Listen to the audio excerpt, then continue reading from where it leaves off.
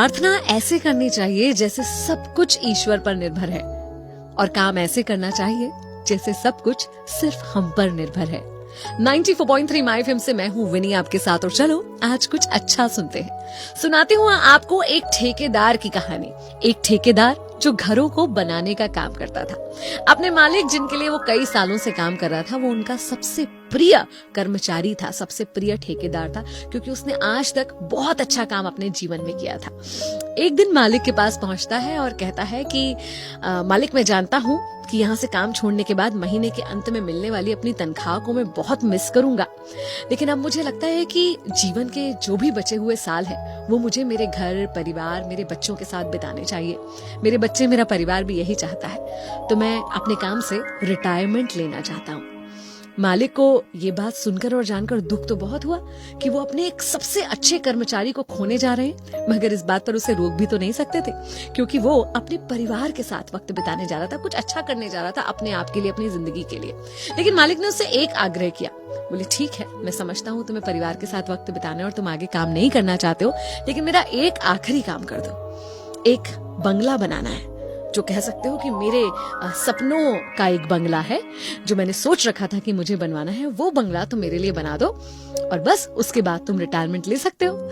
उसे बिल्कुल वैसा ही फील हुआ जैसा आपको ऑफिस से घर जाते वक्त अगर बॉस एक फाइल और पकड़ा कर कह देता कि बस ये काम कर दो फिर चले जाना। लेकिन मालिक को ना भी नहीं कर सकता था, इतने सालों उनके लिए काम करा था उसने। बोला ठीक है, लेकिन बड़े बेमन से उस बंगले को बनाने का काम उसने शुरू किया। शायद कंस्ट्रक्शन मटेरियल या काम करने की क्वालिटी, किसी भी चीज पर उतना ज्यादा उसने ध्यान नहीं दिया कि बस करना है। उसने काम को निपटाया, मन से नहीं करा। जब बंगला पूरा बन गया, उसने मालिक को बोला कि आपका बंगला तैयार हो गया है, ये चाबी लीजिए और अब मुझे रिटायर कर दीजिए। मालिक ने कहा, बिल्कुल, मैं तुम्हें रिटायर कर देता हूँ, लेकिन जाते जाते अपने जीवन भर की मेहनत का एक इनाम मुझसे लेते जाओ। वो खुश हो गया, आंखों में चमक आ गई। उसने कहा, क्या?